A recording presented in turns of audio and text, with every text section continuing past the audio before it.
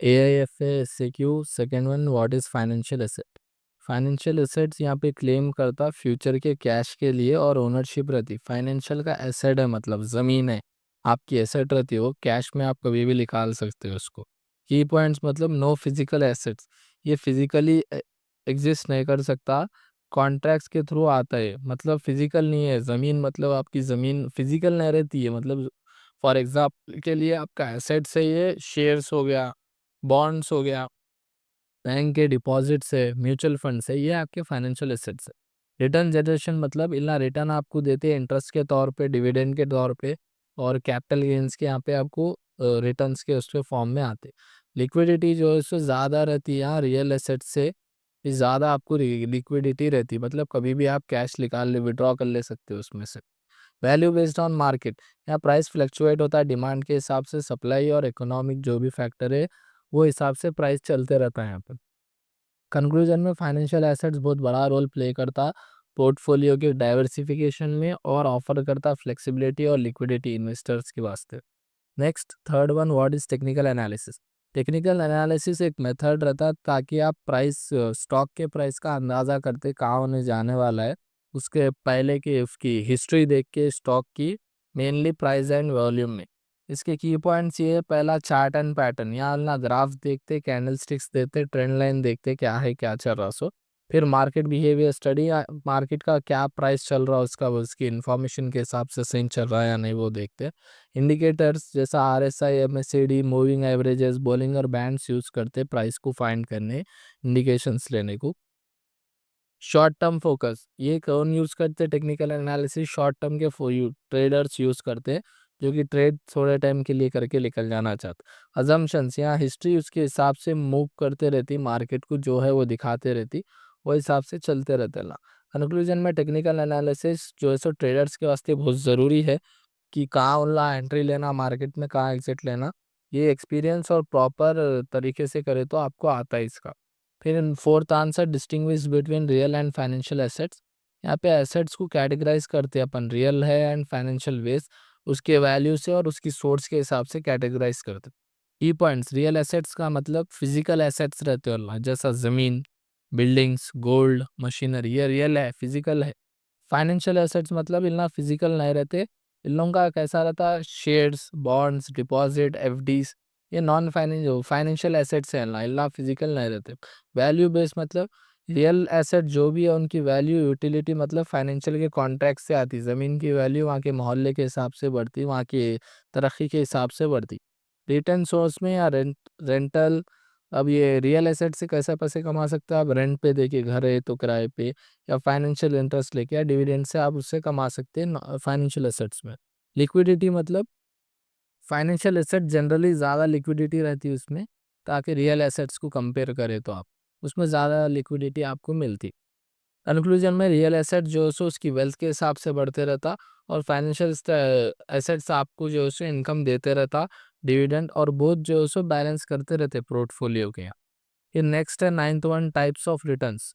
Return जो है so investment रहती है आपकी, जो आपके सोर्स और कैलकुलेशन के हिसाब से आपको मिलती। करंट रिटर्न में जो की पॉइंट्स, इसमें करंट रिटर्न इंटरेस्ट है, डिविडेंड है या रेंटल इनकम है। फिर कैपिटल गेन के अंदर प्रॉफिट जो आप लगा के कमा रहे हो उस पे, एसेट्स के वैल्यू के ऊपर बेच देके, उसको प्रॉफिट बोलते हैं। टोटल रिटर्न मतलब current return plus capital gain होता है टोटल रिटर्न। आप रियल रिटर्न एडजस्ट होता है, मतलब इन्फ्लेशन के हिसाब से आपको रिटर्न आते रहता है, जैसा FDs इन्फ्लेशन से भी कम आता है उसमें, मगर नॉमिनल रिटर्न में आपको कंसिडर करते हैं, इन्फ्लेशन से पहले का जो रिटर्न आता है वो कंसिडर करते हैं।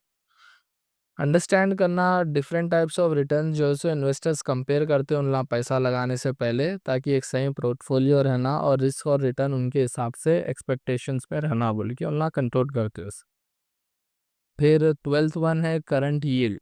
करंट यील्ड मतलब ये इनकम को मेजर करती, बॉन्ड रिलेटिव है या करंट मार्केट प्राइस में इन्हें किस तरीके से है। फॉर एग्जांपल इसका फॉर्मूला ये है, annual coupon by current market price, इसका फॉर्मूला है। ये फोकस करता है खाली इंटरेस्ट इनकम, मतलब इसके ऊपर इंटरेस्ट क्या आ रहा है उस पर ही फोकस करता हूँ, उन्हें कैपिटल गेन और लॉसेस पे नहीं फोकस करता।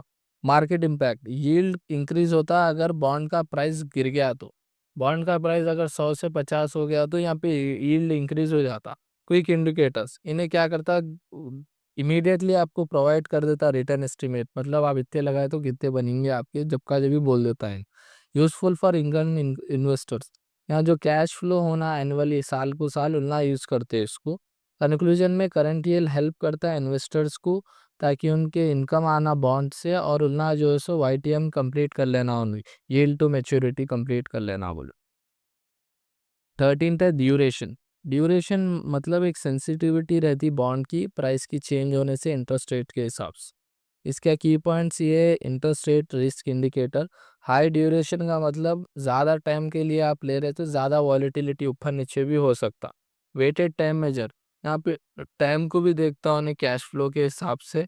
लॉन्गर मेच्योरिटी बॉन्ड्स, यूजुअली आपको जो है सो ज़्यादातर ज़्यादा ड्यूरेशन बॉन्ड्स ही मिलते हैं आपको लंबे टाइम के वास्ते। इनवर्स रिलेशनशिप्स, यहाँ पे ड्यूरेशन जब भी राइज होता है, इंटरेस्ट जो है सो ड्यूरेशन जैसा बढ़ते जाता, वक्त जैसा बढ़ते रहता, चल टाइम बॉन्ड का जितना ज़्यादा होते जाएगा इंटरेस्ट रेट उतना कम होते जाएंगे। पोर्टफोलियो का यूज़, यहाँ पे गाइड करते हैं आपको, मैनेजमेंट करते हैं फिक्स्ड इनकम पोर्टफोलियोज बनाने के उसमें। ड्यूरेशन कंक्लूजन में हेल्प करता है इन्वेस्टर्स को एसेस करने के लिए बॉन्ड का प्राइस और रिस्क क्या है और इंटरेस्ट रेट कब बदलता, और यहाँ पे फिक्स इनकम बनाने को देखता हूँ बहुत ज़्यादा तक। AIFA LAQs, first one, what is risk, what are the types of risks involved in an investment decision। Risk एक फाइनेंशियल रेफर है जहाँ पे पॉसिबिलिटी रहती है कि आपके एक्चुअल रिटर्न पे जो है सो जो भी एक्सपेक्टेड आपका रिटर्न है जो इन्वेस्ट करें आप उस पर कम भी आ सकता है, आपको लॉस भी फेस करना पड़ता है, उसको रिस्क बोलते हैं।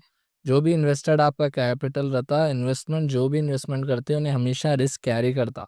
सक्सेसफुल इन्वेस्टमेंट वहाँ पे आइडेंटिफाई कर सकते हैं आप जहाँ पे आप मेजर कर सकते हैं ये रिस्क को।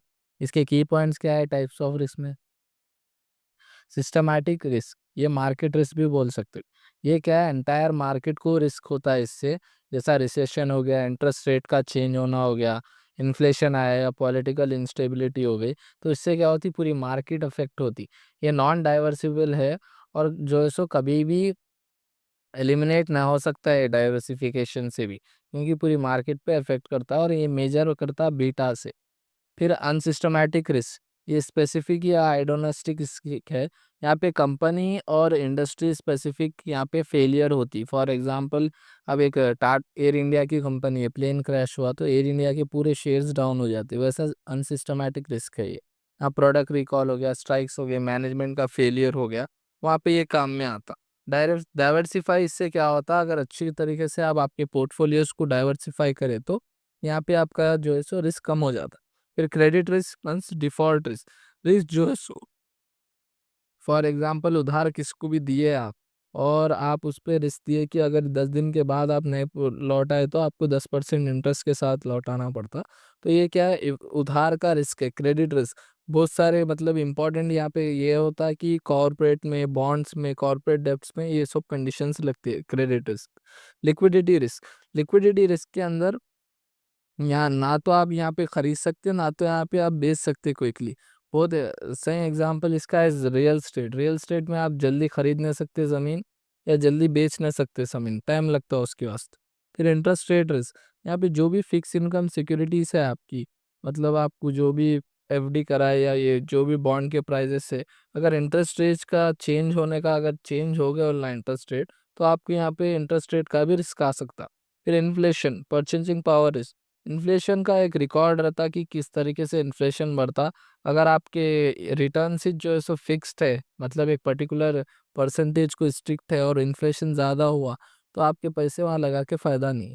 फिर करेंसी एक्सचेंज रेट रिस्क, यहाँ पे जो भी आप इन्वेस्टमेंट कर रहे हो फॉरेन करेंसी उसको हमेशा डोमिनेट करती है। जैसा डॉलर है यहाँ पे 87 या 88 रुपीज़ चल रहा, तो अपने 1 रुपये, तो यहाँ पे क्या होता है, रिटर्न्स अपने अगर आप फॉरेन में करना चाह रहे हो तो बहुत ज़्यादा पैसा लगता है आपको और वहाँ पे रिस्क बढ़ जाता है आपकी कैपिटल का। फिर पॉलिटिकल एंड रेगुलेटरी रिस्क, जो भी कानून में चेंजेस लाते हैं, टैक्स में, ट्रेड की पॉलिसीज पे, एक्सपोर्ट इंपोर्ट पे, जो भी पॉलिटिकल न्यूज़ स्प्रेड होती, पॉलिटिक्स जिस तरीके से की जाती सही, अगर न्यूज़ सही फेवर में नहीं आई तो वहाँ पे भी आपको रिस्क हो सकता है आपकी इन्वेस्टमेंट का। री इन्वेस्टमेंट रिस्क, री इन्वेस्टमेंट रिस्क के अंदर जो भी आपको प्रॉफिट आया समझो वही आप फिर इन्वेस्ट कर दिए उसमें, तो वो भी एक रिस्क रहता है कि पैसा उसमें ज़्यादा लॉस होके भी आ सकता है, प्रॉफिट होके भी आ सकता। Operationals and models risk, operations and models risk के अंदर आप जो है सो सिस्टम फेलियर्स या फिर कंट्रोल कोलैप्स हो गया, या सही काम करने जा रहे थे, काम गलत हो गया, तो वहाँ पे भी आपकी स्ट्रैटेजी जो है फेल हो जाती। यहाँ पे एग्जाम्पल के तौर पे बहुत सारे चीज़ें दिए हुए हैं, जैसा डोमेस्टिक इक्विटी में जैसा मार्केट क्रैश हुआ तो ये सिस्टमैटिक रिस्क है, स्टॉक मार्केट क्रैश हो गया तो ये कंपनी जैसा एयर इंडिया अगर का प्लेन क्रैश हुआ तो अनसिस्टमैटिक रिस्क है। यहाँ पे बैंक का सेंट्रल बैंक जो है सो ज़्यादा रेट्स इंटरेस्ट रेट बढ़ा दी तो वो इंटरेस्ट रेट का रिस्क है। और यहाँ एक्सपोर्टर सही तरीके से एक्सपोर्ट नहीं करा या प्रॉफिट को फॉल कर दिया बोले तो यहाँ पे करेंसी का रिस्क है वहाँ पर। कंक्लूजन में रिस्क जो है सो हर तरीके से आ सकता, भय रुपया रहता है इन्हें। तो यहाँ पे इन्वेस्टर्स हमेशा देखते रहना कि कैसा रहता है रिस्क, कहाँ पे है अपने को रिस्क, और हमेशा डाइवर्सिफाई करना उन लोगों के पोर्टफोलियोज को, जिससे क्या होता है हेजिंग करके चलना होना एक स्टैंड बाई को ऑप्शनल को, तो उससे आपको सही डिसीजंस ले सकते हैं आप इन्फॉर्म उसमें। Second answer, what is investment decision, explain in detail about risk risk return trade of. Investment decision एक प्रोसेस रहता है जहाँ पे आप चूज करते हो अल्टरनेटिव को, ताकि आपका एसेट रो या अलोकेट जो भी फंड आप डालना चाह रहे, वहाँ पे आप मैक्सिमाइज करते हैं आपके रिटर्न्स को। और यहाँ पे कंसिडर करते हैं आप रिस्क कितना है, लिक्विडिटी कितनी है, टैक्स कितना लग रहा है, और बहुत सारी चीज़ें आपके इन्वेस्टमेंट डिसीजन और ट्रेड ऑफ के बिटवीन बहुत रिस्क और रिटर्न एक्सपेक्टेड रहता।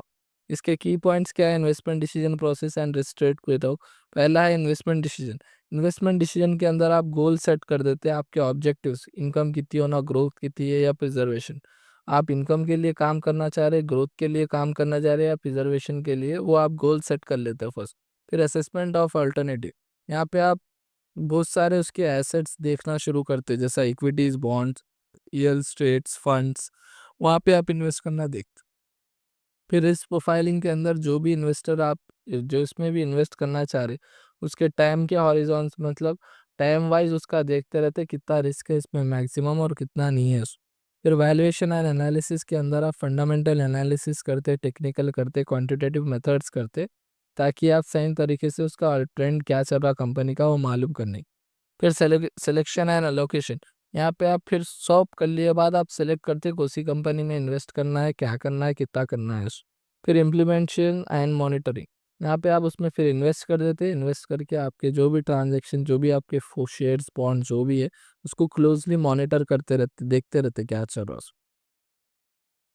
फिर risk return trade of explain, यहाँ पे प्रिंसिपल, अगर आपके रिस्क रिटर्न ज़्यादा है, मतलब आपको 100 रुपये लगाए तो 100 रुपये आना चाह रहे डबल, तो वैसे ही आपका रिस्क भी ज़्यादा रहता है। यहाँ पे प्रिंसिपल इसका ये है रिस्क रिटर्न ट्रेड ऑफ का, ज़्यादा अगर आप रिटर्न को जाएंगे तो रिस्क भी ज़्यादा रहेंगे आपको।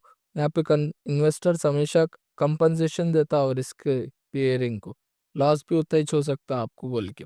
फिर आइदर फॉर्च्यून, ये मार्कोविट्स यहाँ एक रिस्क लेवल देते हैं आपको, जहाँ पे आपको ऑप्टिमल पोर्टफोलियो ऑफर करते मैक्सिमम आपके रिटर्न के हिसाब से, आप चूज कर लेना उस पर, कम रिस्क के साथ कम प्रॉफिट होना है, ज़्यादा रिस्क के साथ ज़्यादा प्रॉफिट होना आपको।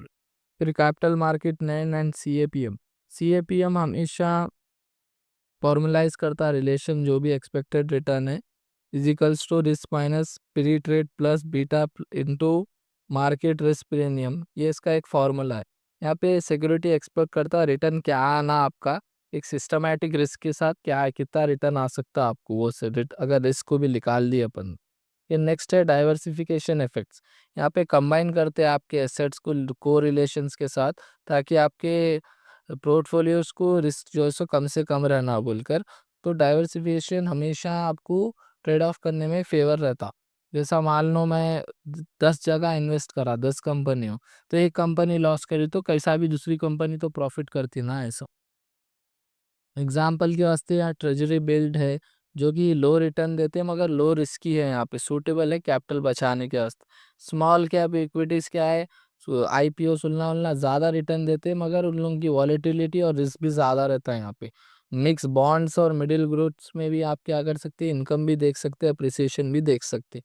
कंक्लूजन में इन्वेस्टमेंट डिसीजंस बहुत तरीके से इन्वॉल्व रहते हैं मैच करने डिसीजंस और चॉइसेस के आपके, ताकि सही तरीके से आप रिस्क ट्रेड ऑफ करना और साउंड्स करना क्लियरली, आपका ऑब्जेक्टिव्स क्या है, वैल्यूएशन क्या है, डाइवर्सिफिकेशन क्या है आपकी, और रिटर्न्स कितना चाह रहे हैं आप किसी भी चीज़ के, रिस्क रिस्क कितना लेना चाह रहे हैं आप उसके ऊपर।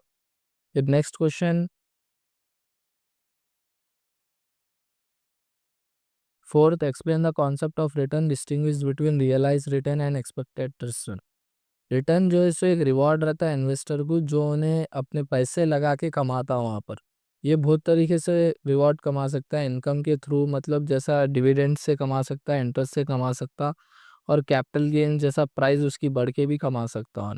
यहाँ डिफरेंट टाइप्स ऑफ कॉन्सेप्ट्स रहते हैं रिटर्न के अंदर। यहाँ पे हम फॉरवर्ड लुकिंग देखना पड़ता है डिसीजंस के हिसाब से। की पॉइंट्स और concepts of return and distinction देखेंगे अपन। पहला है टोटल रिटर्न। टोटल रिटर्न जो है सो आपको पूरा मिला के जो भी एसेट्स का पीरियड है वो ख़त्म हुए बाद टोटल रिटर्न कितना आ रहा। 100 रुपये आप लगाए थे, अब टोटल आ रहे 150, वो है। तो इसका फॉर्मूला क्या है टोटल रिटर्न का? Ending price minus being price plus income by beginning price, ये इसका फॉर्मूला है। फिर nominal versus real return. Nominal return inflation के पहले रहता, रियल रिटर्न उसको एडजस्ट करते हुए इन्फ्लेशन के साथ आता। Real is equals to nominal by inflation, sorry minus inflation. फिर होल्डिंग पीरियड रिटर्न एचपीआर, ये रिटर्न का एक पीरियड रहता है जो एक एसेट हेल्ड करता है इसको। फिर एनुअलाइज रिटर्न, यहाँ पे मल्टी पीरियड्स के रिटर्न को इन्हें कवर करता है, एनुअली कंपेयर करता कि साल को साल आपको कितना रिटर्न आते जा रहा है उसमें। फिर रियलाइज रिटर्न, एक्सपोस्ट रिटर्न, इसका डेफिनेशन क्या है? एक्चुअल रिटर्न आप जो भी ओवर करे लास्ट पास पीरियड पे मेजर करता है, जो भी आपका आउटकम आ रहा। कैलकुलेशन क्या करता है? हिस्टोरिकल प्राइस देखता और एक्चुअल इनकम आपकी कितनी आई देखता। परफॉर्मेंस, इसके यूजेस क्या है? परफॉर्मेंस इवैल्यूएशन होती है, ऑडिटिंग होती है, हिस्टोरिकल एनालिसिस होती है। और एग्जांपल के लिए आप 100 रुपये की इक्विटी का शेयर खरीदे, तो उसको आपको 3 रुपये ने डिविडेंड दिया। फिर आप उसको क्या करे, बेच भी दिए, 110 का प्राइस आया तो बेच भी दिया आप। तो आपका रिटर्न कितना हो गया यहाँ पर? 13% का रिटर्न हो गया। 10 रुपये वो आ गए, फिर 3 रुपये इन्हें दिया, तो 113 रुपये आए आपको, 13 रुपये आपका प्रॉफिट हुआ।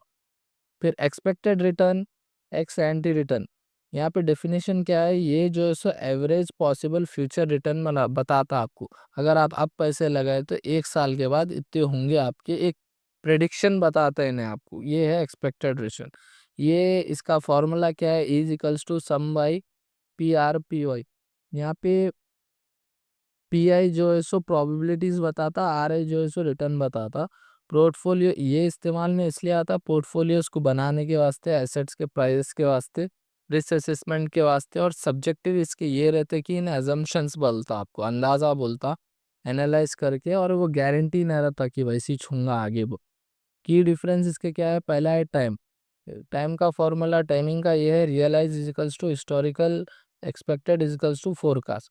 सर्टेनली रियलाइज जो है सो मालूम रहता आपको, रियलाइज में आपको मालूम रहता कि कितने आगे कितने नहीं आए। सो पर्पस में रियलाइज हमेशा इवैल्यूएट करता आपको डिसीजन मेकिंग के वास्ते। जिस कंटेंट में एक्सपेक्टेड रिटर्न जो है वो आपको रिस्क लेना पड़ता है वहाँ पे, कि 1 साल के बाद क्या होगा, अभी मैं पैसे लगाया। कंक्लूजन में रिटर्न्स हमेशा मेजर करते सेंट्रल टू इन्वेस्ट एनालिसिस के वास्ते। रिटर्न्स हमेशा शो ऑफ करते एक्चुअली जो कमाए आप, और जो भी रिटर्न्स आपको देते वो फ्यूचर डिसीजंस में मायने रखता आपको। ये दोनों भी कॉन्सेप्ट्स बहुत एसेंशियल है इन्वेस्टर जो भी इन्वेस्ट करना चाह रहा है उनका पैसा पोर्टफोलियोज पर आने के वास्ते। तो ये बहुत दोनों चीज़ें बहुत ज़रूरी है उसके लिए। Next question, what do you mean by speculization, specialization and distinguish between hedging and arbitraging।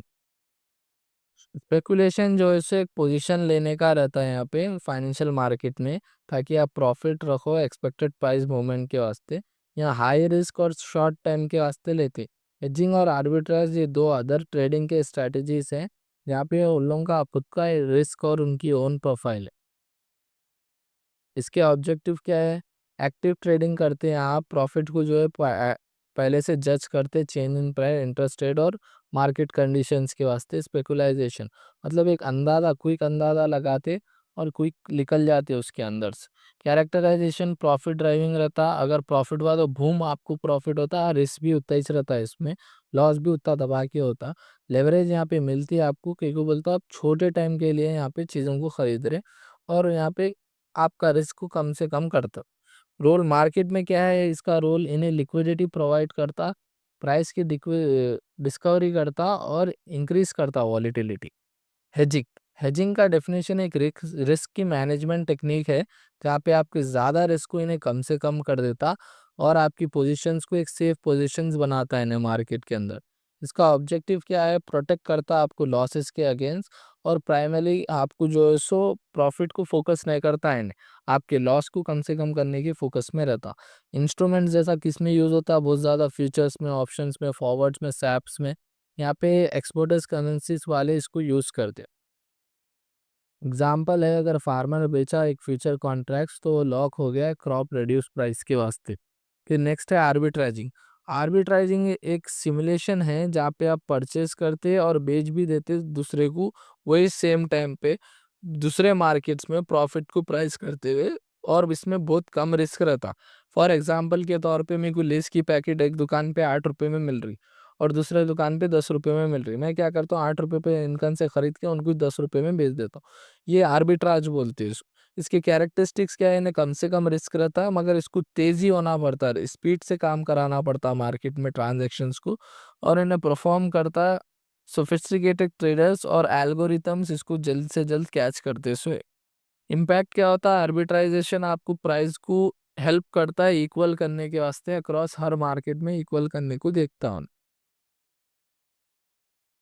फिर इसके की डेस्टिनेशंस क्या है, पर्पस। स्पेकुलाइजेशन हमेशा प्रॉफिट को देखता, डायरेक्शनल। हेजिंग क्या करता, कम से कम रिस्क कराने को देखता।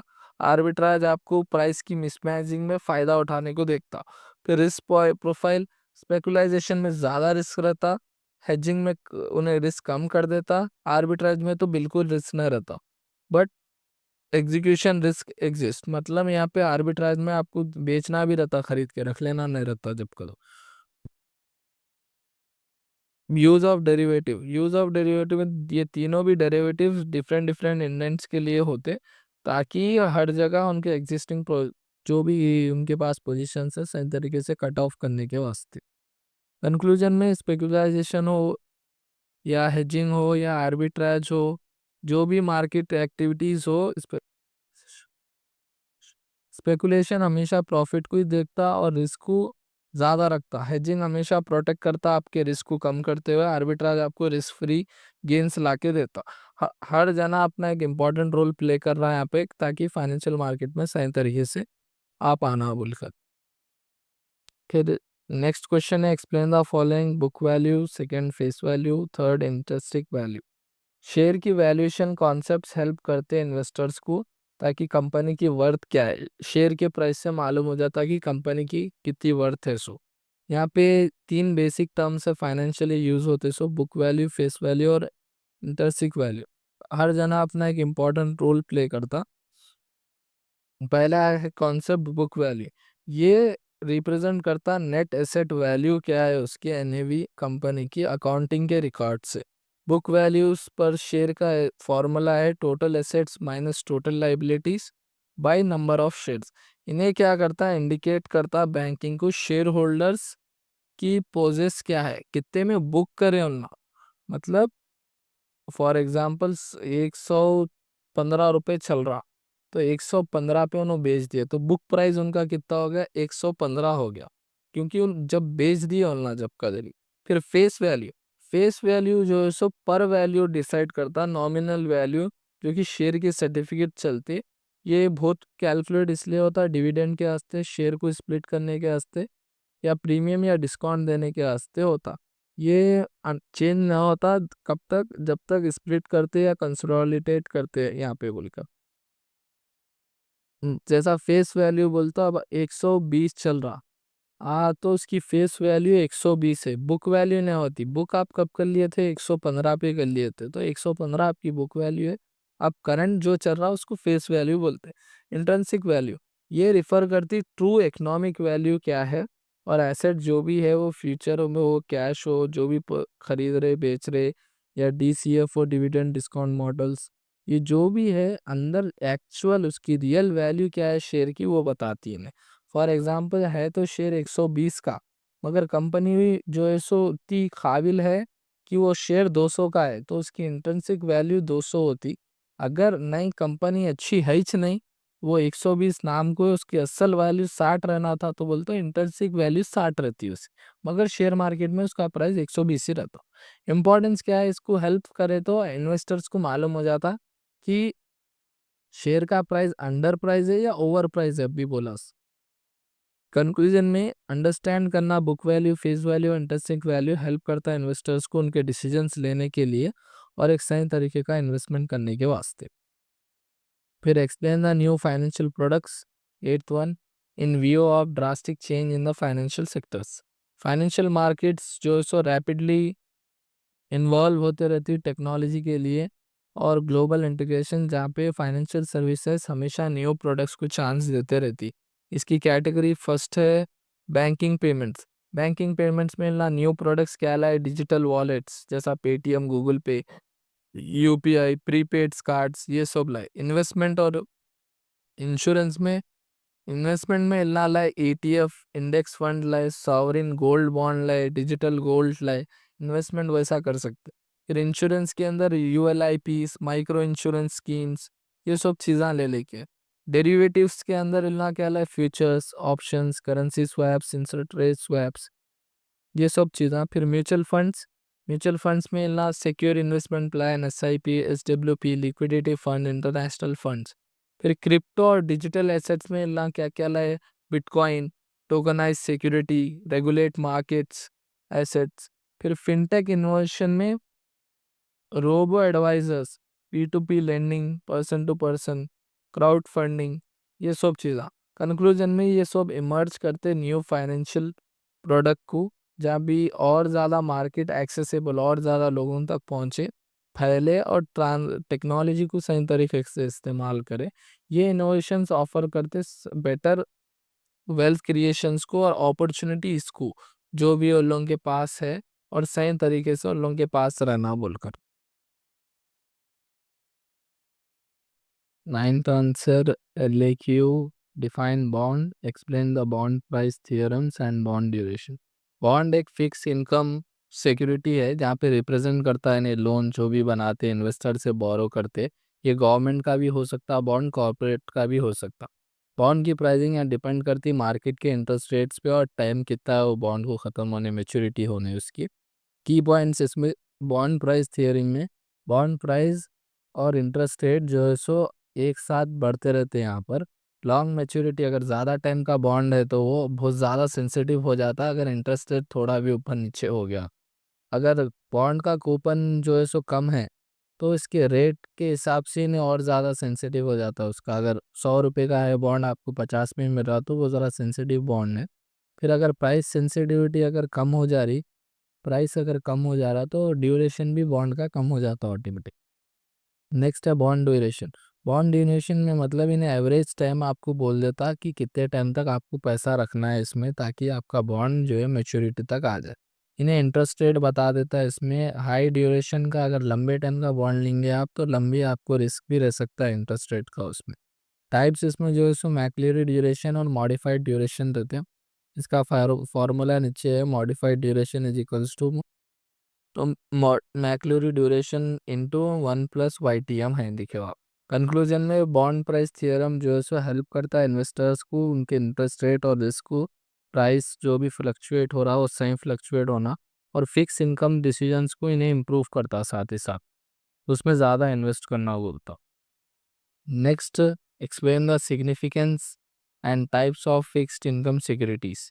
फिक्स्ड इनकम सिक्योरिटीज़ यहाँ पे एक इन्वेस्टमेंट का इंस्ट्रूमेंट है जो कि प्री डिटरमाइन पहले से है, जो कि रिटर्न्स देते रहता है इन फॉर्म ऑफ इंटरेस्ट।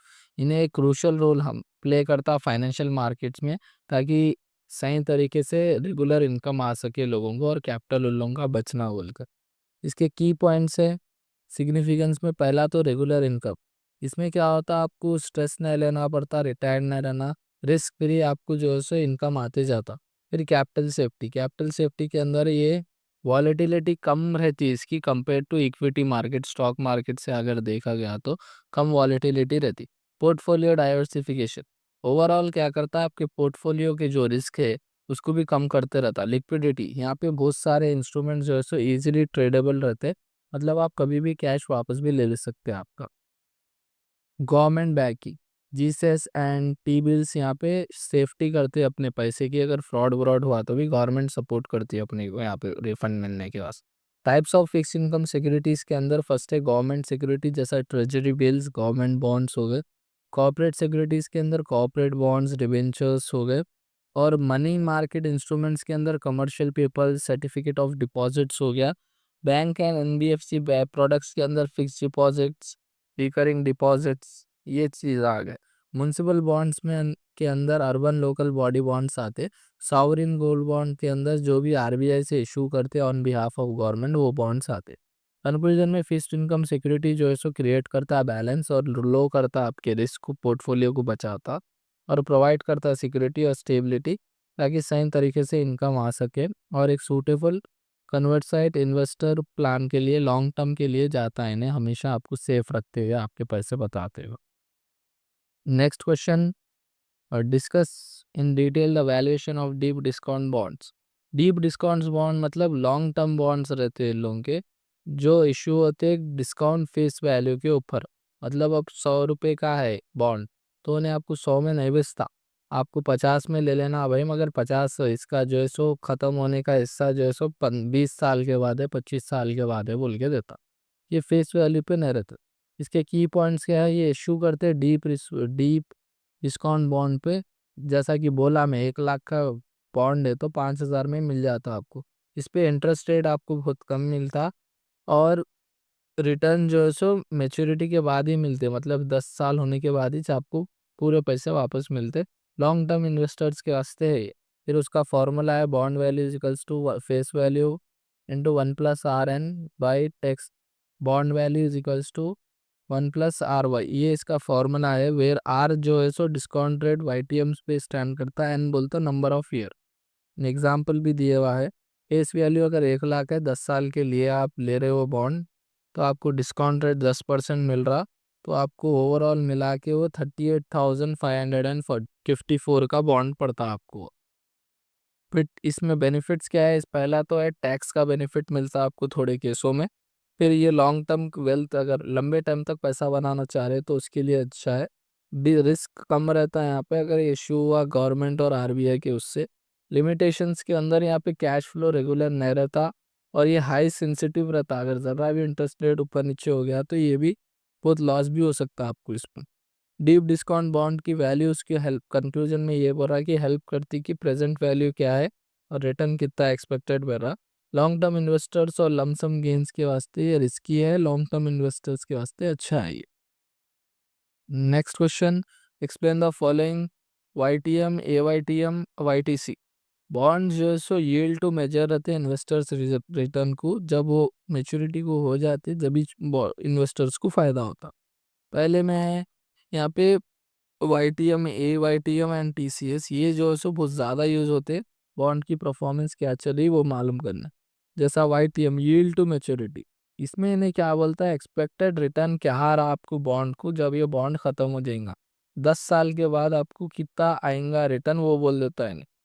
कैसा, इन्हें पहले इंटरेस्ट कैलकुलेट करता, फिर आपका कैपिटल बढ़ रहा है या कम हो रहा वो भी कैलकुलेट करता।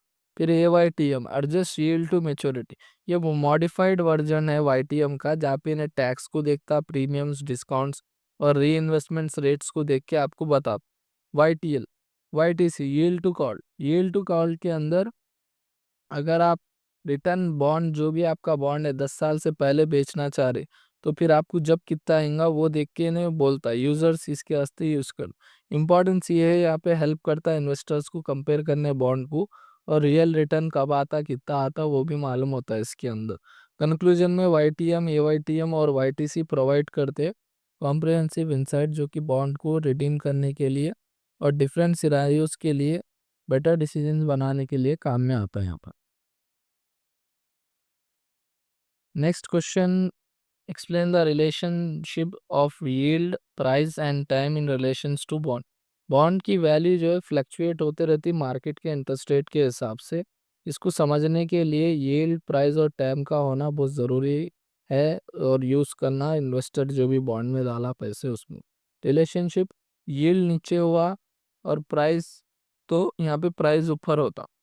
यहाँ पे एक्सप्लेनेशन के लिए इनवर्स रिलेशनशिप रहता प्राइस और यील्ड। यील्ड कम हुआ तो प्राइस ज़्यादा होता।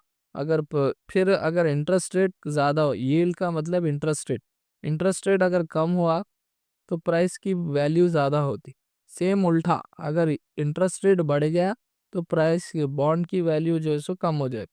Time to maturity, longer duration मतलब लंबे टाइम के बॉन्ड्स जो है सो सेंसिटिव रहते, क्योंकि उनके इंटरेस्ट रेट के हिसाब से चेंज होते रहते हैं ना। फिर उसके बाद कंक्लूजन में ये है कि बॉन्ड का जो भी प्राइस रहता वो इन्वर्सली मूव होते रहता, इम्पैक्ट करता प्राइस वॉलेटिलिटी जैसे रहती। उसके बाद हेल्प करता है इन्वेस्टर्स को कितना इंटरेस्ट रेट रहना, रिस्क कितना लेना, और बॉन्ड की स्ट्रैटेजी क्या रहेंगी आपकी बोलकर। फिर 16th है what is CAPM, explain it's implication and limitation. CAPM जो है so capital asset pricing model है, जो कि मोस्ट फाइनेंशियल मॉडल है, यूज़ करता है डिटरमाइन करने के लिए कि आपकी एक्सपेक्टेड रिटर्न क्या है आपकी इन्वेस्टमेंट पे, सिस्टमैटिक रिस्क को एनालाइज करते हुए। और डेवलप्ड, ये किससे डेवलप हुआ है? शार्पे, लिंथन एंड मोसिन इसको डेवलप करे सो है। CAPM किससे लिंक करता है, रिस्क क्या है, रिटर्न क्या है, हेल्प करता है इन्वेस्टर्स को कंपनी में सही तरीके के डिसीजंस बनाने के। फिर इसका CAPM का फॉर्मूला है ERI equals to RF plus beta RM into RM minus RF, फिर ERI equals to RF plus beta by beta into RM minus RF, फिर ERI equals to RF plus beta into RM minus RF। ये इसका formula है, जहाँ पे RF जो है so risk free rate बोलता, RM बोले तो यहाँ पे मार्केट रिटर्न बोलता, बीटा बोल तो बीटा सिस्टमैटिक रिस्क बताता। इम्प्लीकेशन इसकी क्या है? Risk return trade off, higher अगर बीटा है तो हायर एक्सपेक्टेड रिटर्न है आपको, मतलब अगर ये बीटा ज़्यादा बता रहा तो आपको ज़्यादा प्रॉफिट हो सकता। पोर्टफोलियो डाइवर्सिफिकेशन, खाली सिस्टमैटिक रिस्क मैटर करता, पर ऑल्सो यहाँ पे अनसिस्टमैटिक रिस्क भी रहता, जो कि डाइवर्सिफाई करता, पोर्टफोलियो को बचाता। या कॉस्ट ऑफ इक्विटी मेजरमेंट, यहाँ पे कॉर्पोरेट फाइनेंस इसको यूज़ करते हैं ताकि वैल्यू और कैपिटल बजट करने के वास्ते इस पे। फिर उसके बाद मार्केट एफिशिएंसी में यहाँ प्राइस जो है सो रिफ्लेक्ट होते रहता है हर अवेलेबल इंफॉर्मेशन के उसमें हेल्प कर। तो फिर next, help in portfolio construction, इन्हें पोर्टफोलियो को बनाने, मार्केट क्या चल रही, किस हिसाब से आप पोर्टफोलियो बनाना, किस इसमें इन्वेस्ट करना, वो बता रहा। लिमिटेशंस ऑफ CAPM, यहाँ अज्यूम परफेक्ट मार्केट, यहाँ पे टैक्स नहीं रहता, ट्रांजेक्शन कॉस्ट नहीं रहता, और रिटेल इन्वेस्टर्स नहीं रहते। फिर बेटा इंस्टेबिलिटी, बेटा जो है सो अगर चेंज हो गया ओवर द टाइम तो ये एक्यूरेट नहीं रहता बेटा इसमें। फिर risk free rate unrealistic, treasury bills जो है सो पूरी तरीके से रिस्क फ्री नहीं रहते, इसमें रिस्क थोड़ा तो रहता। मार्केट प्योरिटी, पोर्टफोलियो थियोरेटिकल, यहाँ पे जो भी मार्केट रहती है वो पूरी तरीके से ऑब्सेस नहीं रहती। अज्यूम लाइनर रिलेशनशिप्स, यहाँ पे रियलिटी मार्केट की बिहेव करती है रैशनली, क्योंकि वो अनकंट्रोल रहती, कैसा भी चलते रहती। फिर CAPM एक पावरफुल टूल है, जहाँ पे इन्हें इस्टेब्लिश करता कंक्लूजन में कि एक्सपेक्टेड रिटर्न कितना आएगा, रिस्क को समझते हुए, लिमिटेशंस और अजम्पशंस को देखते हुए। इन्हें बहुत ज़्यादा फाइनेंस और इन्वेस्टमेंट एनालिसिस और कॉर्पोरेट के कैपिटल डिसीजंस में यूज़ होता, और प्रैक्टिकल इंपॉर्टेंस के वास्ते भी यूज़ होता है।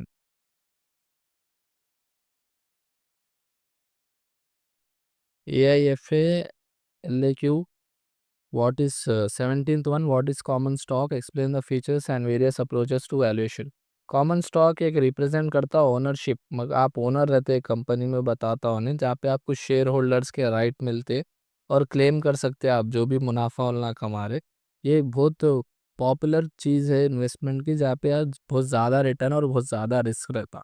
फॉर एग्जांपल रिलायंस कंपनी का शेयर्स है, आप उसमें से खरीद लिए कुछ शेयर्स, तो आप हिस्सेदार हो गए वो कंपनी के, शेयर होल्डर सॉरी।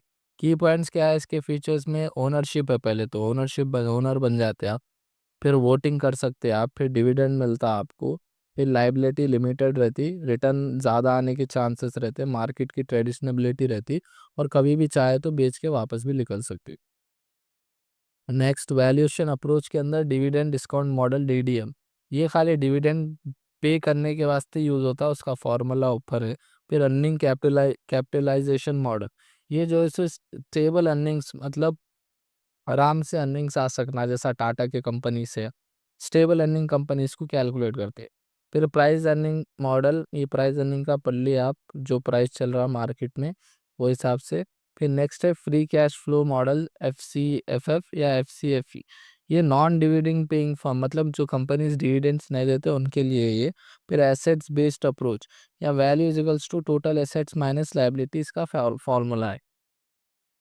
कंक्लूजन में कॉमन स्टॉक जो है सो हमेशा एक सेंट्रल रोल प्ले करता, ताकि मार्केट में इन्वेस्टर्स का पैसा उनको मिलते रहना, इन फॉर्म ऑफ डिविडेंड हो, अर्निंग हो, कैश फ्लोस हो, वो हिसाब से उसको पैसा मिलते रहना उन लोगों का, और सही तरीके से पोटेंशियल आना, रिटर्न फिर मिलना उन लोगों को। बोलो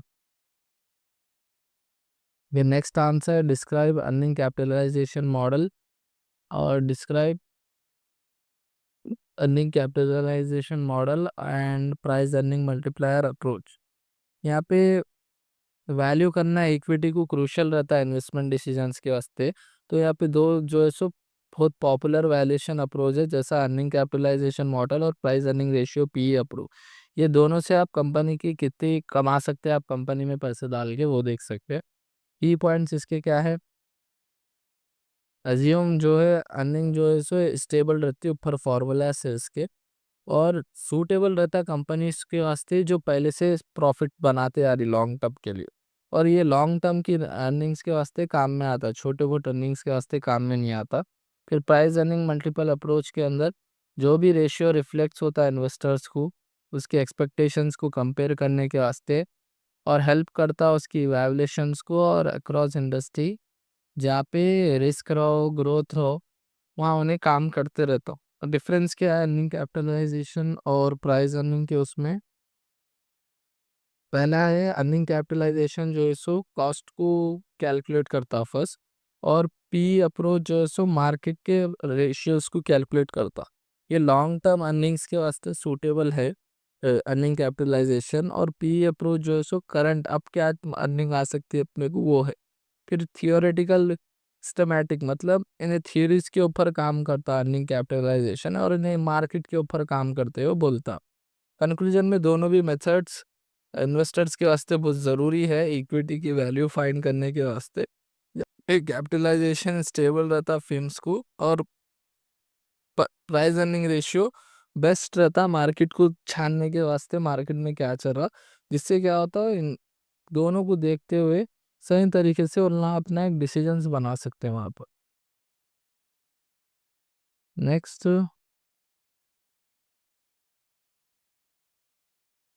next answer, what is PE approach, explain the key determinants of PE multiplier.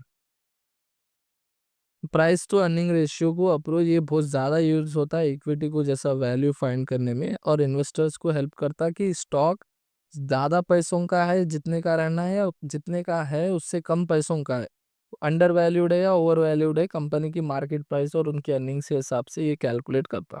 की पॉइंट्स में इसका मतलब क्या है, PE रेशियो मतलब मार्केट प्राइस पर share by earning per share, इसका फॉर्मूला। यहाँ इन्वेस्टर्स को इन्हें बताता कि कितना देना चाह रहे हैं आप, 1 रुपए के बदले में आपको कितना मिलेगा वहाँ पे आप इन्वेस्ट करो। हायर PE है मतलब, या ग्रोथ भी हायर रहता है उसका, लोअर PE है मतलब लो ग्रोथ है या अंडर वैल्यूएशन है उन्हें। इसमें यूज़ कब आता वैल्यूएशन का, इसमें यूज़ इसलिए आता है एस्टिमेटेड प्राइस कैलकुलेट करने के लिए, और कंपनीज कंपेयर करते सेम इंडस्ट्रीज को, मतलब एरोप्लेन एक कंपनी बना रही, तो टाटा कंपनी फॉर एग्जांपल अगर बना रही तो दूसरे अदानी कंपनीज के वास्ते भी कंपेयर करके देखते हो ना वही प्लेन्स। फिर पॉपुलर रहता ब्लू चिप्स स्टॉक्स के उसमें इन्हें। फिर डिटर्मिनेंट्स ऑफ PE मल्टीप्लायर के अंदर फैक्टर्स और एक्सप्लेनेशन देखेंगे। ग्रोथ रेट, इसमें हायर ग्रोथ रेट रहा तो हायर PE रहता। रिस्क एंड स्टेबिलिटी के अंदर स्टेबल अर्निंग भी रही, चलते रही अर्निंग तो भी हाई PE रहना। अगर इंटरेस्ट रेट ज़्यादा हो गए तो PE कम हो जाता। कंपनी के परफॉर्मेंस, स्ट्रॉन्ग प्रॉफिट रहना, और मार्केट में शेयर्स बूस्ट होते रहना उसके। फिर इंडस्ट्री कंडीशंस में अगर इंडस्ट्री जल्दी ग्रोथ हो रही तो PE भी ज़्यादा रहता है इसमें। फिर इन्फ्लेशन में अगर इन्फ्लेशन ज़्यादा रह रहा तो फिर PE रिड्यूस हो जाता है। डिविडेंड पॉलिसी के अंदर ज़्यादा पे आउट रेशियो रहा तो भी ज़्यादा PE रहने का चांस है। फिर मार्केट सेंटिमेंट्स में बुल मार्केट जब इंक्रीज होता तो बेयर मार्केट खुद ब खुद खत्म हो जाता, मतलब जब मार्केट में ऊपर स्टॉक्स जाना शुरू होते तो बेयर मार्केट भी पीछे हटना शुरू हो जाता। कंक्लूजन में पीई अप्रोच बहुत सिंपल और इफेक्टिव मेथड्स है स्टॉक को वैल्यूएट करने के वास्ते, स्टॉक के पैसे को पहचानने के वास्ते, और इन्हें कंबाइंड है फंडामेंटल एनालिसिस टूल भी है, और मार्केट के सेंटिमेंट्स को देखते हुए ये पी रेशियो आपको बताता है कि क्या रहना उसकी प्राइस और क्या है सो। नेक्स्ट हमारे पास है portfolio analysis, distinguish between model versus traditional portfolio analysis. Portfolio analysis यहाँ पे इन्वॉल्व करते ग्रुप्स ऑफ इन्वेस्टमेंट, जो भी आप कितने पैसे लगाए और उसको मैक्सिमाइज करना रिटर्न को और मिनिमाइज करना रिस्क को कम से कम करना। दो तरीके यहाँ पे ट्रेडिशनल और मॉडल पोर्टफोलियो एनालिसिस है। पहले ट्रेडिशनल पोर्टफोलियो एनालिसिस में देखेंगे, इन्हें फोकस करता है एक ही सिक्योरिटी के सिलेक्शंस को, मतलब कम फोकस करता है इन्हें डाइवर्सिफिकेशन को, और इन्हें क्या इसकी प्रायोरिटी रहती कि ज़्यादा से ज़्यादा प्रॉफिट कमाना इसकी प्रायोरिटी रहती है उस सिक्योरिटी में, और इसमें डाइवर्सिफिकेशन मतलब ज़्यादा हर चीज़ों में इन्वेस्ट करने को कम जाता। ये इन्वेस्टर इंस्टीट्यूशन और एक्सपीरियंस वाले इसको यूज़ करते ज़्यादा। मॉडर्न पोर्टफोलियो एनालिसिस, मार्कवेट्स अप्रोच, इसमें क्या है ना, फोकस करते हैं रिस्क रिटर्न ट्रेड ऑफ को, मतलब कितना आना कितना है कितना रिस्क है वो देखते हैं। क्वांटिटेटिव मॉडल्स यूज़ करते हैं और ज़्यादा से ज़्यादा डाइवर्सिफिकेशंस को जाते हैं, ज़्यादा से ज़्यादा चीज़ों में इन्वेस्ट करना बोलकर, और मेजर करते हैं स्टैंडर्ड डिविएशन और कोवेरियंस को भी, और फंक्चर कॉस्ट स्टेप को भी। डिफरेंस टेबल इसका देखा गया तो बेसिस में फाउंडेशन, ट्रेडिशनल में इन्वेस्टर्स का जजमेंट देखते, मॉडर्न में स्टैटिस्टिकल क्या चल रहा मार्केट में वो देखते। ऑब्जेक्टिव्स क्या है इसके, मैक्स रिटर्न है, मतलब ज़्यादा रिटर्न क्यों देखता है इन्हें, और मॉडर्न में मैक्स रिटर्न है मगर मिनिमम रिस्क के साथ देखता। डाइवर्सिफिकेशन या लिमिटेड है ट्रेडिशनल में, और मॉडर्न में साइंटिफिक डाइवर्शन है, मतलब ज़्यादा से ज़्यादा करने को देखता हूँ। रिस्क का इसमें सिस्टमैटिक रिस्क नहीं है ट्रेडिशनल में, मगर स्टैंडर्ड डिविएशन और बेटा यूज़ कर रहा मॉडर्न में जाके कम रिस्क है। आप थियरी यूज़, एक्सपीरियंस यहाँ पे यूज़ करते हो ना ट्रेडिशनल के अंदर, पास्ट हिस्ट्रीज के, और मॉडर्न पोर्टफोलियो में यहाँ एमबीबीटी यूज़ करते। वाइल ट्रेडिशनल एनालिसिस यहाँ पे कंक्लूजन में एक सब्जेक्टिव सजेशनल है, मॉडर्न पोर्टफोलियो एनालिसिस जहाँ पर मैथमेटिक्स और रिस्क को उन्हें कंबाइन करके एक पोर्टफोलियो बनाता, जो कि बहुत ज़्यादा यूज़ हो रहा फाइनेंशियल एनवायरनमेंट में। फिर डिस्कस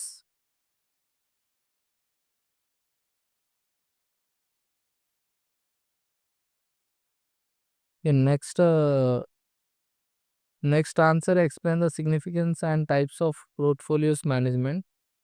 पोर्टफोलियोज मैनेजमेंट जहाँ पे पोर्टफोलियो मैनेजमेंट में इन्वॉल्व होते इन्वेस्टमेंट्स को, जहाँ पे फाइनेंशियल गोल्स को बैलेंस करते हुए रिस्क को भी बैलेंस करते हुए देखना पड़ता। इसके की पॉइंट्स क्या है, पहला है प्रोफेशनल तरीके से इन्हें मैनेज करता पूरे फंड्स को, और हेल्प करता कि रिस्क को कम से कम करने के वास्ते, ज़्यादा से ज़्यादा रिटर्न निकालने के वास्ते, और इनके गोल्स और रिस्क कितना है वो भी लेके चलता है। इन्हें इसमें इमोशंस, आपके इमोशंस को हटाते हुए और गलत फैसलों को भी दूर करता। टाइप्स में पहला है एक्टिव पोर्टफोलियो मैनेजमेंट, यहाँ पे आप फ्रीक्वेंट ट्रेडिंग करते रहते हैं और आउटफॉर्म परफॉर्म, मतलब रोज ट्रेड करते रहते हैं, आप खरीदते बेचते उसको। फिर पैसिव पोर्टफोलियोज मैनेजमेंट के अंदर यहाँ पे आप इंडेक्स फंड्स में लॉन्ग टर्म के वास्ते इन्वेस्ट कर देते हैं, मतलब एक कंपनी में डाल दिए पैसे 5-10 साल के वास्ते डाल दिए उसमें। फिर डिस्क्रिशनरी डिस्क्रिशनरी में आप डिसीजन जो भी बनाते हो पोर्टफोलियो मैनेजमेंट मैनेजर के वास्ते, जो डिसीजन बनाता वो अप्लाई करते। कि नॉन डिस्क्रिशनरी में आप जो है सो मैनेजर जो सजेस्ट करता, मतलब एक सलाह दिया आपका मैनेजर, तो आप उसको सुन के या समझ के अपने हिसाब से डिसीजन लेते। ग्रोथ पोर्टफोलियो में इन्हें ज़्यादा से ज़्यादा ग्रोथ के ऊपर, हाई स्टॉक्स के ग्रोथ के उस पर फोकस करता पोर्टफोलियो। इनकम पोर्टफोलियो में मैं फोकस करता है स्टेबल सुकून से पैसे आने के, उसमें फोकस करता है, जैसा डिविडेंड हो इंटरेस्ट हो। बैलेंस्ड बैलेंस पोर्टफोलियो के अंदर इन्हें कॉम्बिनेशन है ग्रोथ का भी और इनकम एसेट्स का भी, जहाँ पे इन्हें सबको लेके हुए चलता। कंक्लूजन में पोर्टफोलियो मैनेजमेंट बहुत ज़्यादा इंपॉर्टेंट रोल प्ले करता, ताकि जो भी पैसा आ रहा वो सही आना, रिस्क कम रहना, और जो भी स्ट्रक्चर आप बनाए इन्वेस्टमेंट की स्ट्रैटेजीज वो सूट होना इन्वेस्टर्स के परफॉर्मेंस को बोलकर।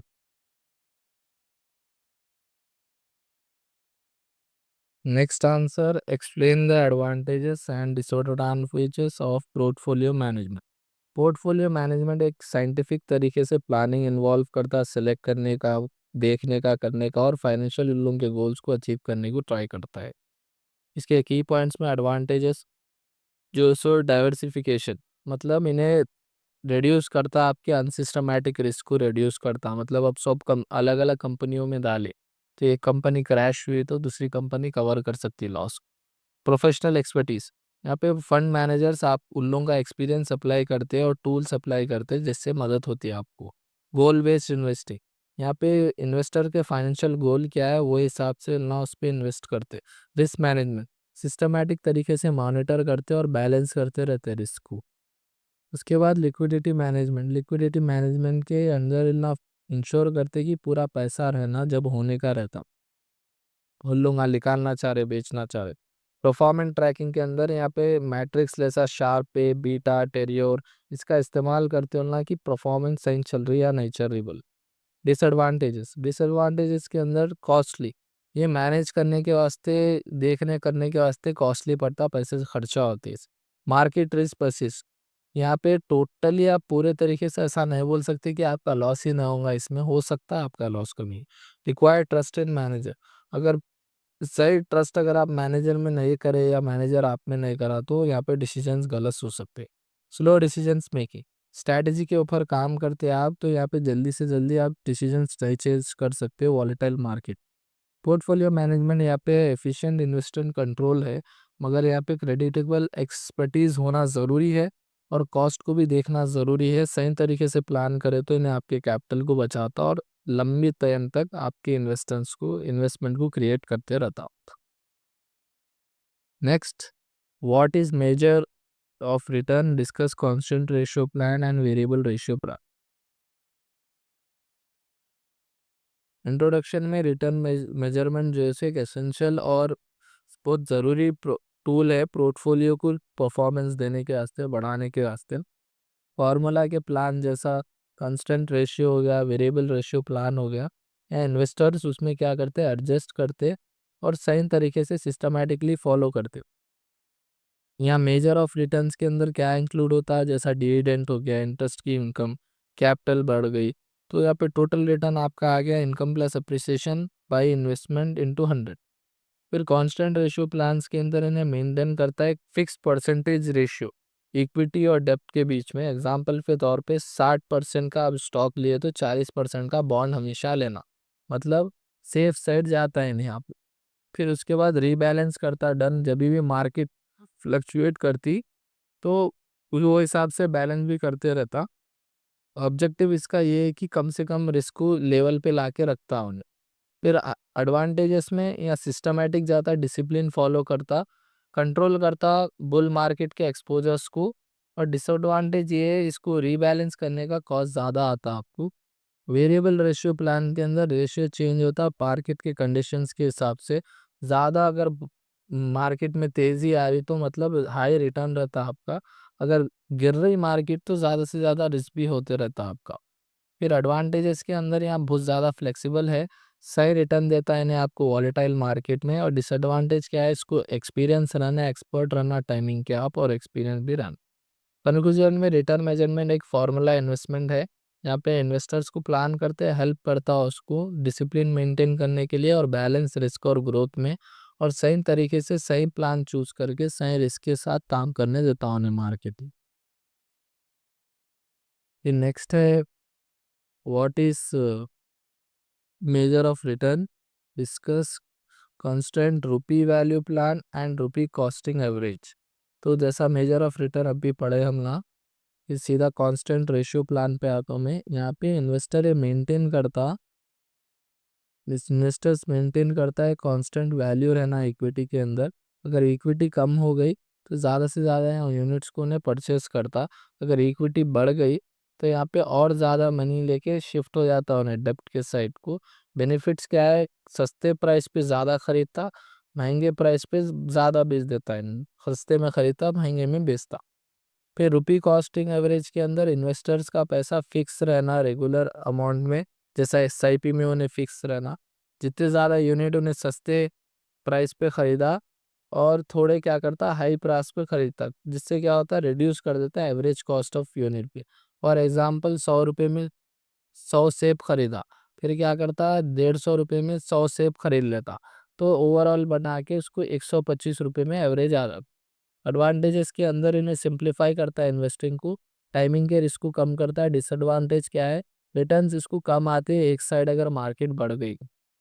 कंक्लूजन में रिटर्न मेजरमेंट हमेशा ट्रैक करते इन्वेस्टमेंट जो भी आप कर रहे हैं, प्लान जैसा सीआरवी एंड आरसी ये जो है सो डिसिप्लिन लाते हैं और रिड्यूस करते हैं आपके रिस्क को और सिस्टमैटिक इन्वेस्टमेंट्स को फॉलो करते हैं। In next 14 differentiate Sharpe and tenure measures of portfolio management. Sharpe and tenure measures जो है सो रिस्क एडजस्ट करते सो परफॉर्मेंस है ना, ये जो पोर्टफोलियोज को ज़्यादा से ज़्यादा बढ़ाने की कोशिश करते हैं रिस्क फ्री करते हुए, रिस्क को कम करते हुए। पी पॉइंट फार्मूला इसका क्या है, R P minus R F by O, यहाँ पे R P minus R F by beta. This type क्या है, टोटल रिस्क रहता है स्टैंडर्ड डिविएशन के अंदर, मतलब रिस्क ज़्यादा रहता है शार्पे रेशियो में। टेन्योर रेशियो में सिस्टमैटिक रिस्क रहता। सूटेबल किसके वास्ते है ये शार्पे रेशियो, जो डाइवर्सिफाइड और अनडाइवर्सिफाइड पोर्टफोलियो में काम करते हैं दोनों में उनके लिए सूटेबल है। और टेन्योर रेशियो जो है सो वेल सही तरीके से डाइवर्सिफाई की पोर्टफोलियो के वास्ते है। इंटरप्रेशन के अंदर ज़्यादा बड़ा तो बेटर है और इसमें भी ज़्यादा बड़ा तो बेटर है। फोकस किस पे करता है, इन्हें ओवरऑल वेरिएबिलिटी जो जो आप जिस चीज़ पे चाह रहे हो उस पे फोकस करता, और टेन्योर रेशियो खाली मार्केट के रिलेटेड के ऊपर फोकस करता। कंक्लूजन में दोनों भी रेशियो इन्वेस्टर्स को गाइड करते सही तरीके से परफॉर्म करने के लिए पोर्टफोलियोज को। शार्प है जो है सो आइडियल है जो रिस्क ज़्यादा लेना चाह रहे, और टेन्योर उन लोगों के वास्ते जो रिस्क कम लेते हुए अपने पोर्टफोलियोज को सही तरीके से रखना चाह रहे हैं उनके लिए। फिर 15 explain portfolio return, market return, risk premium. Portfolio के परफॉर्मेंस जज कब करते हैं आप, जब उसके रिटर्न्स आते उसके रिस्क के साथ साथ। तो यहाँ पे 3 टाइप ऑफ रिटर्न है जो कि की इंडिकेटर्स है। वहाँ पे पहला एक पॉइंट ये है कि वेटेड रिटर्न जो है सो हमेशा पूरे इन्वेस्टमेंट से ज़्यादा रहता, इसका फॉर्मूला ये है पोर्टफोलियो रिटर्न का। और उसके बाद मार्केट रिटर्न के अंदर जो भी रिटर्न आप कमा रहे, जैसा इंडेक्स से जो कमा रहे आप, जैसा निफ्टी 50 सेंसेक्स बैंक निफ्टी जो इंडेक्स से पैसा कमा रहे हैं उसको मार्केट रिटर्न बनते हैं। जनरल मार्केट ये जो है सो पूरी मार्केट की परफॉर्मेंस ओवरऑल बताता। रिस्क प्रीमियम के अंदर एक्स्ट्रा रिटर्न एक्स्ट्रा रिस्क लेने से आया, फॉर एग्जांपल 100 रुपये लगाए तो 50 डूबते थे, मगर 100 आ रहे थे तो एक्स्ट्रा रिस्क लेके उन्हें करा तो उसको एक्स्ट्रा रिटर्न आया। देखा गया तो आरपी रिस्क फ्री रिटर्न रहता, यहाँ पर जैसा गवर्नमेंट के सिक्योरिटीज हो गया बॉन्ड्स वहाँ इन्वेस्ट करो। कंक्लूजन में पोर्टफोलियो रिटर्न हमेशा इन्वेस्टर्स के परफॉर्मेंस को, मार्केट के रिटर्न को इंडिकेट करता है, इकोनॉमिक के ट्रेंड को, और रिस्क प्रीमियम्स को कम से कम रिवॉर्ड देते रहता और रिस्क कम करते रहता और हेल्प करता है कि सही तरीके से डिसीजंस लेना आप बोलकर। Last last answer explain the Jensen's differential return measure. Jensen's alpha जो है सो popular portfolio performance evaluation method है जो कि प्रपोज किया गया था माइकल जेंसन से।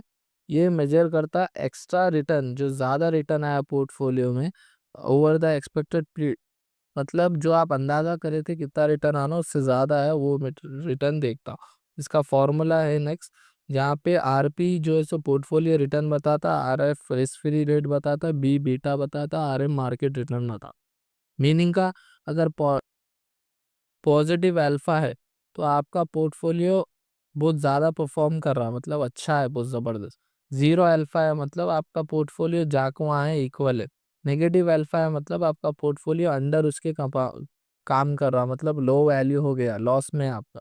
एडवांटेजेस क्या है इसमें, सिस्टमैटिक रिस्क को देखता, बेंचमार्किंग करता, फंड्स करता मैनेजर्स को, सीएपीएम बेस्ड रहता और वाइडली एक्सेप्ट होता है कॉन्सेप्ट। लिमिटेशंस क्या है, खाली ने सीएपीएम के एजम्पशंस के ऊपर ही बैठे हुआ रहता, बेटा इसको होना ज़रूरी रहता हर टाइम पे, मार्केट कंडीशंस इसको कभी भी चेंज कर दे सकती। कंक्लूजन में जेंसेल अल्फा जो है एक एसेंशियल टूल है, यहाँ पे फंड मैनेजर्स यूज़ करते हैं इसको परफॉर्मेंस बढ़ाने के लिए पोर्टफोलियोज को, और एक क्लियर पिक्चर बताता ज़्यादा रिटर्न देते हुए, और स्किल्स इसको होना ज़रूरी है और मार्केट मूवमेंट्स को इन्हें सही तरीके से कैप्चर करता।